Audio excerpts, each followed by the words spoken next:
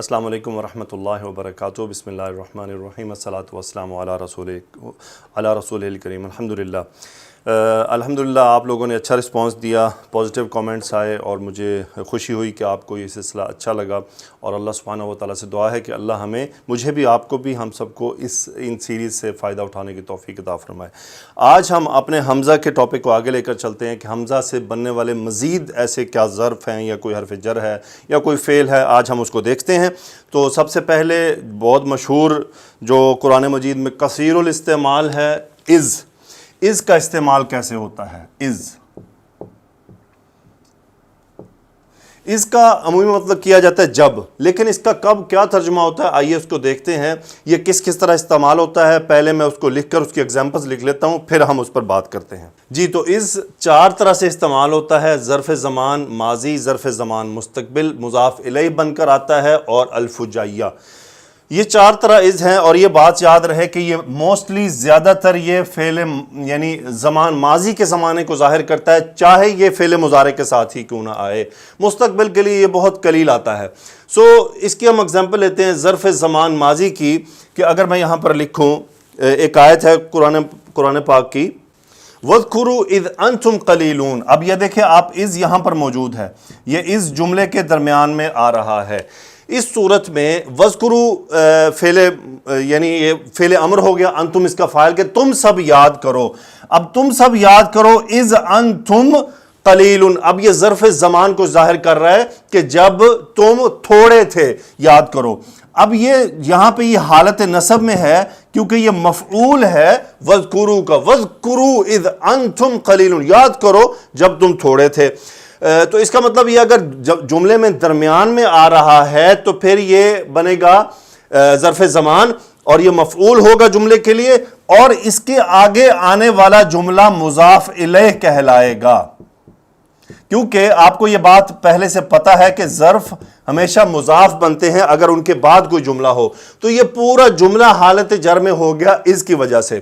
یہ تو اس کی ایک کنڈیشن ہے. اس کا مطلب یہ نصب میں ہے، مفعول ہے وَاذْكُرُوا کا، تم یاد کرو اِذْ أَنْتُمْ قَلِيلُونَ. اب میں اس کی ظرف زمان مستقبل کے لیے کوئی ایگزامپل دوں آپ کو. فَسَوْفَ تَعْلَمُونَ، ان قریب تم جان جاؤ گے. سب کیا جان جاؤ گے؟ اِذِ الْأَغْلَالُ فی اعناقہم، فی اعناقہم.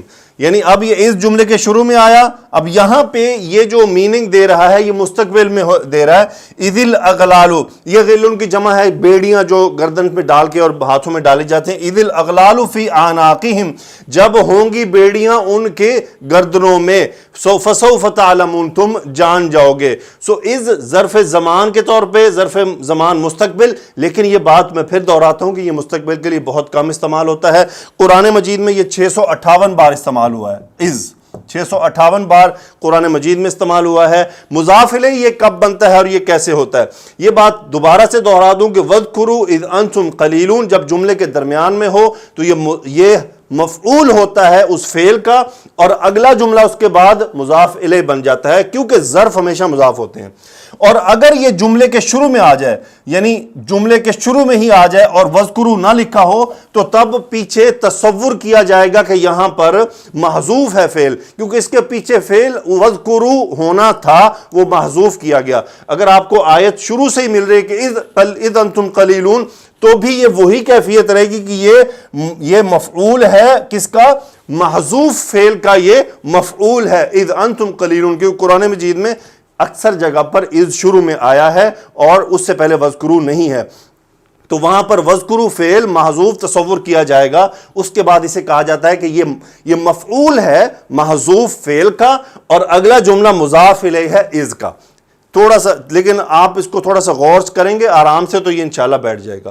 ظرف زمان مستقبل کے لیے بہت قلیل ہے. مضاف الیہ کیسے بنتا ہے؟ مضاف الیہ یہ ایسے بنتا ہے، یوم اور اذ، ان دونوں کو ملا کے یوم اذ یہ بن جاتا ہے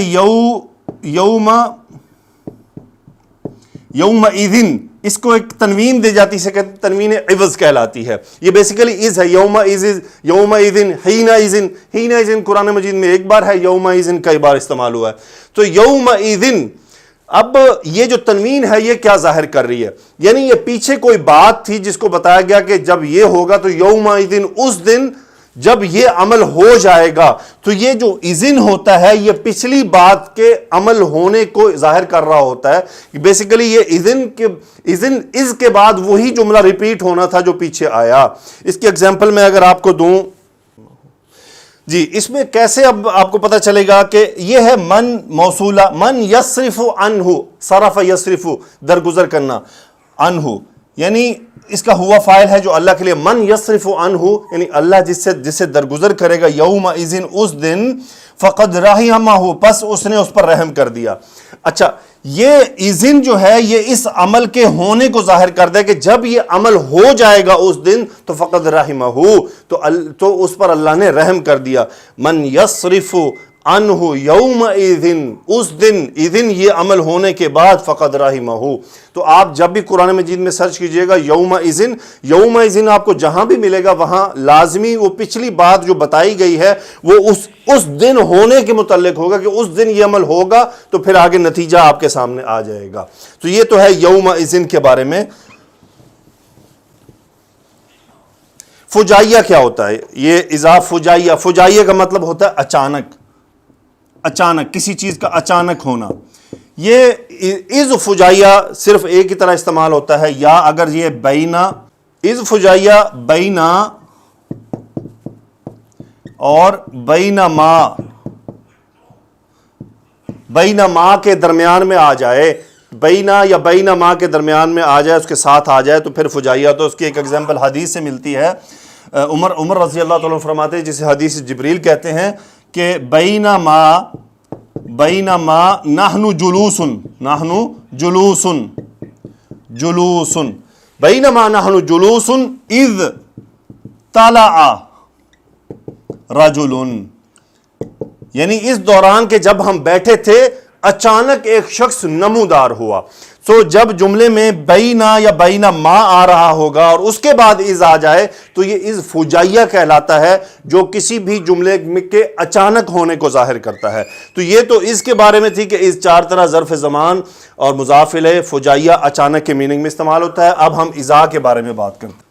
جی تو اذا قرآن مجید میں 411 بار استعمال ہوا ہے. ایک تو یہ پہلی معلومات، اس کا میننگ بھی جب ہے، لیکن یہ بات یاد رہے کہ اذا ہمیشہ مستقبل کی طرف، اس کا جو معنی ہے معنوی طور پر، معنوی وہ مستقبل کے لیے ہے صرف. یعنی اذا چاہے یہ ماضی کے ساتھ آئے چاہے مضارع کے ساتھ آئے، اس کا معنی جو ہے وہ مستقبل میں کیا جائے گا. جیسے کہ ایک ایگزامپل سب سے پہلی ہے، اذا جاء نصر اللہ، جب اللہ کی مدد آ جائے گی. اذا جاء، اب یہ اذا بھی یہاں پر ظرف ہے اور یہ مضاف، یہ پورا جملہ مضاف الیہ بن گیا اس کا، اور یہ پورا جملہ حالت جر میں ہے اذا آنے کی وجہ سے. اچھا اذا شرط کے طور پر بھی استعمال ہوتا ہے. اس کی ایگزامپل اگر میں آپ کو دوں، اذا السماء انشقت، اذا السماء شقت، جب آسمان پھٹ جائے گا. اذا السماء انشقت، تو یہ اب ایک شرط کو ظاہر کر رہا ہے کہ اذا السماء انشقت فاذنت لربها وحقت، یعنی اب آگے ہوگا کیا کہ جب آسمان پھٹے گا. پھر مزید اذا السماء انفطرت، سو اذا یہ شرط کے طور پر بھی آتا ہے کہ جب یہ ہوگا تو کیا ہوگا. لیکن یہ بات یاد رہے کہ یہ شرط غیر جازمہ ہے، یعنی یہ اگر فعل مضارع کے شروع میں بھی آ جائے تو یہ اس کو مجزوم نہیں کرتا. جیسے ہم نے کچھ ان ہے، یعنی ان شرطی ہم نے پڑھا تھا، وہ کیا ہے، وہ مجزوم کر دیتا ہے اپنے فعل مضارع کو، جبکہ اذا اس کو مجزوم نہیں کرتا. اذا صرف معنوی تبدیلی پیدا کرتا ہے. اذا السماء انشقت، جب آسمان پھٹ جائے گا تو پھر کچھ ہوگا. اور یہ اذا جاء نصر اللہ، جب اللہ کی مدد آ جائے گی. اب ایک اور اذا ہوتا ہے، اذا جب جملے کے بیچ میں کہیں آتا ہے تو وہ کیا ہوتا ہے، واللیل اذا یغشا، واللیل اذا یغشا، جب رات چھا جاتی ہے، جب رات چھا جاتی ہے، جب رات چھا جائے گی. تو یہ جملے میں بھی درمیان میں بھی آتا ہے. اس صورت میں بھی یہ یغشا اس کا مضاف الیہ ہوگا اور حالت جر میں ہوگا. اذا بھی فجائیہ ہوتا ہے کہ یعنی جو اچانک کی میننگ دیتا ہے، لیکن اس کی ایک خاص کیفیت ہے. اس کیفیت کے لیے میں آپ کے سامنے اگزامپل لکھتا ہوں. جی اب یہاں پر یہ اذا فجائیہ ہے کہ اچانک کا میننگ دے رہا ہے، وہ کیسے ہوتا ہے؟ اب اللہ تعالیٰ نے فرمایا اذا مسہم طائف من الشیطان، یہ ابھی ہم نے گزشتہ سورہ اعراف میں پڑھا تھا.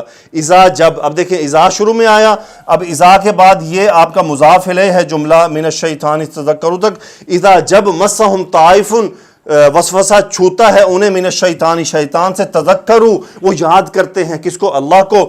فاذا ہم مبصرون، یہاں پہ یہ اچانک کیوں ہے؟ ایک تو جملے کے درمیان میں آیا ہے. اس سے پہلی اگزامپل میں تھا اذا واللیل اذا یغشا. فرق کیا ہے؟ ہم کیسے تمیز کریں گے کہ یہ فجائیہ ہے یا یہ نارمل ظرف آ رہا ہے؟ فجائیہ کیسے ہوگا کہ اس کے بعد لازماً فعل جملہ اسمیہ ہوگا، جملہ اسمیہ ہوگا، جملہ فعلیہ فجائیہ نہیں بنے گا. ہمیشہ فجائیہ جملہ اچانک کا میننگ کب دے گا؟ کہ جب اذا کے بعد جملہ اسمیہ ہوگا، جملہ اس میں یعنی مبتدا خبر ہوگا، تو پھر ہی وہ فجائیہ کے میننگ دے گا کہ اچانک. یعنی جب انہیں شیطان کی طرف سے وسوسہ چھوتا ہے تو وہ اللہ کو یاد کرتے ہیں. فَإِذَا هُمْ مُبْصِرُونَ، یعنی اچانک وہ دل کی آنکھوں سے دیکھنے لگتے ہیں، ان کے سامنے وہ بصیرت کی نگاہیں کھل جاتی ہیں. فَإِذَا هُمْ مُبْصِرُونَ، تو یہ اذا فجائیہ کہلاتا ہے. سو بیسیکلی ایک تو یہ شروع میں آتا ہے، یہ فعل ماضی ہو یا مضارع ہو، ترجمہ اس کا مستقبل میں کیا جاتا ہے. یہ شرط بن کر بھی آتا ہے، اور اس صورت میں یہ فعل مضارع کو مجزوم نہیں کرتا، یہ فجائیہ بن کر بھی آتا ہے. اور یہ بات لازمی ہے کہ اس کے بعد آنے والا جملہ یا اسم وہ ہمیشہ مجرور ہوگا، مضاف الیہ کہلایا جائے گا. تو یہ تو ہے اذا کے بارے میں. اگلے لفظ کی طرف چلتے ہیں. اگلا لفظ ہے اذن. اذن کا مطلب ہوتا ہے تب تو، تب تو، اذن تب تو. اذن کو استعمال کرنے کے لیے یہ بات یاد رہے کہ یہ فعل مضارع کو نصب کر دیتا ہے، یہ فعل مضارع کو نصب کر دیتا ہے، اور یہ ہمیشہ جملے کے درمیان میں آتا ہے. اگر میں کہوں ازورو کا، ازورو کا یعنی میں تمہاری زیارت کروں گا، یعنی تمہارے پاس آؤں گا، تو آپ جواب دیتے ہیں اذن اکرما کا، اذن اکرما کا، تب تو میں تمہارا اکرام کروں گا، تمہاری ضیافت کروں گا. سو یہ ہمیشہ ایک بات یاد کہ جملے کے درمیان میں آئے گا، اور یہ ہمیشہ فعل کے ساتھ جڑا ہوگا. اور تیسری بات، یہ ہمیشہ اس کے بعد فعل مضارع ہوگا.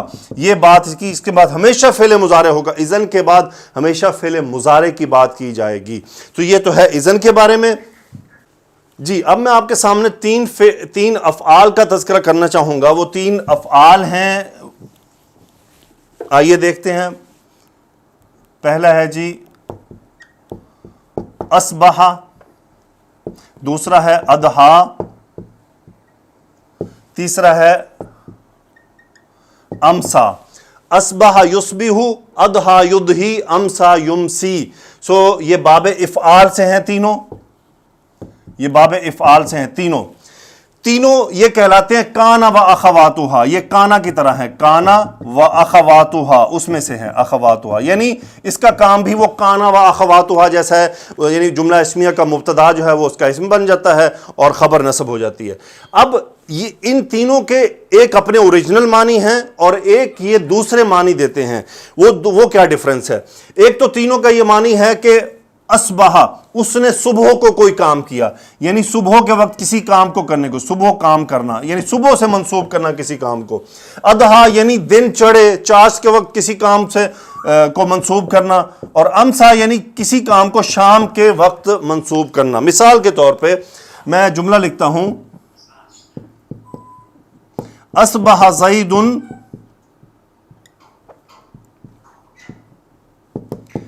نشیطن، یعنی زید صبح کو چست ہو گیا، یعنی ریلیکس ہو گیا صبح جب وہ سو کر اٹھا. اصبح زید نشیطن، زید صحت مند ہو گیا، یعنی کیا کہتے ہیں اسے، چست ہو گیا، سو کر اٹھا تو وہ چستی میں اٹھا. یہ صبح کے وقت کو ظاہر کر رہا ہے کہ یہ کام صبح ہوا کہ جب وہ صبح اٹھا تھا. اگر اسی جگہ آپ فعل لے آئیں اضحا، اضحا زید نشیطن یعنی دن چڑھے زید جو ہے وہ چست ہو گیا. یہیں پر آپ امسا فعل لگا دیں، امسا زید نشیطن. اب یہاں پہ یہ اسم اسبح اسم اضحا اسم امسا، اور یہ پوری تینوں کی یعنی الگ الگ خبر بنے گی. تو امسان زید النشیطن یعنی شام کو زید چست ہو گیا. تو کسی بھی کام کو صبح یا شام یا دن میں اس کے ساتھ کنیکٹ کرنا. میں قرآن مجید کی ایک آیت لکھتا ہوں، وہ ہے جی فسبحان اللہ، فعل مضارع انتم اس کا فاعل، اس کا بھی انتم فاعل، یعنی اللہ کی پاکی ہے. ہی نہ پاکی بیان کرو جب تم سونا، تم کیا ہے شام کرتے ہو یعنی شام کے وقت، وہی نہ تصبحون، اور جب تم صبح کرتے ہو یعنی جب تم صبح کے وقت اٹھتے ہو تو اس وقت کی اللہ کا ذکر کرو، اللہ کی پاکی بیان کرو، اس کی تسبیح کرو.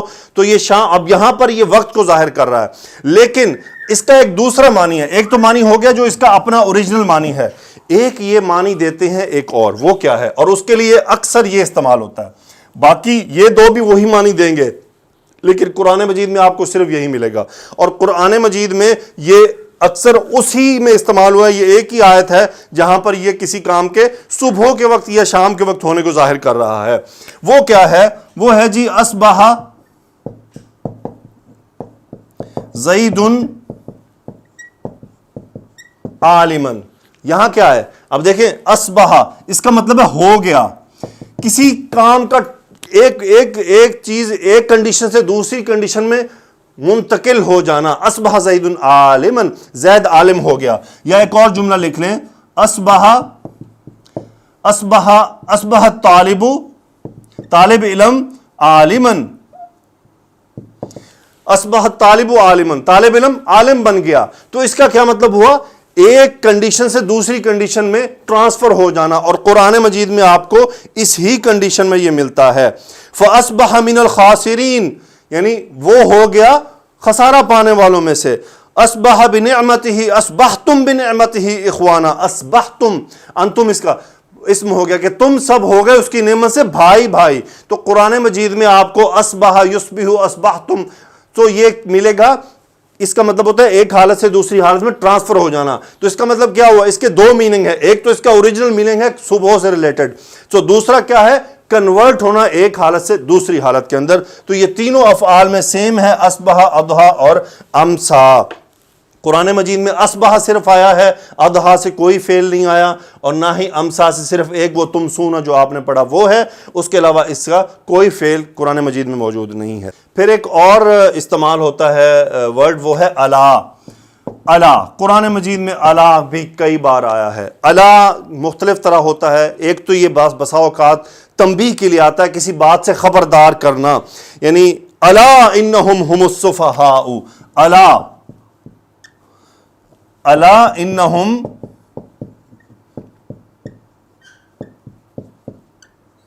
ہم السفہاء، جان لو. الا جان لو خبردار، انہم یعنی ہم السفہاء وہی بے وقوف ہیں. الا جان لو خبردار، انہم ہم السفہاء. اچھا ایک اور طرح یہ استعمال ہوتا ہے، الا تحبون ان یغفر اللہ لکم. یہ بھی وہی ہے بیسیکلی، اور یہ یہاں پہ عرض کے میننگ میں ہے، پیشکش، یہ پیشکش کے میننگ میں ہے. پیشکش یعنی الا تحبون، کیا تم پسند نہیں کرتے کہ اللہ تم سب کو معاف کرے، اللہ تم سب کو معاف کرے. تو یہ بھی الا ہے. تو بیسیکلی یہ حرف استفہام بن جاتا ہے اور لا نفیہ، دونوں کا لکھا جانا ایک جیسا ہے. سو الا تحبون، کیا تم پسند نہیں کرتے کہ اللہ تمہیں معاف کرے. الا اب یہ بھی ایک الا ہے. الا انہم، اب دونوں لکھنے میں ایک جیسے ہیں، پتہ کیسے چلے گا کہاں کیا معنی ہے؟ وہ آپ کو جملے کا کانٹیکسٹ بتائے گا کہ یہاں پر الا خبردار کرنے کے میننگ میں ہے. یہاں پر یہ مطلب نہیں ہے کہ کیا نہیں، یہاں پر ہے جان لو انہم ہم السفہاء وہ بے وقوف ہے. یہاں پر ہے الا تحبون ان یغفر اللہ لکم، کیا تم پسند نہیں کرتے کہ اللہ تمہیں معاف کرے. تو یہاں پر یہ حرف استفہام لا نفی ہے، لیکن دونوں لکھنے میں ایک جیسے ہی ہیں. تو یہ فرق آپ کو جملہ بتائے گا کہ کہاں اس کا کیا معنی ہے. آگے چلتے ہیں جی. تو اگلی ہمارے پاس وہ ہے حرف جر الا، جس کا نارملی ترجمہ ہم کرتے ہیں کی طرف، لیکن یہ مختلف میننگ میں استعمال ہوتا ہے. اور کب کیسے استعمال ہوتا ہے میں پہلے اس کی ایگزامپلز لکھ لیتا ہوں. جی تو میں نے 3 آیات 3 ایگزامپل لکھی ہیں الہ کی، کہ الہ 3 مختلف مقامات پر مختلف میننگ دے رہا ہے۔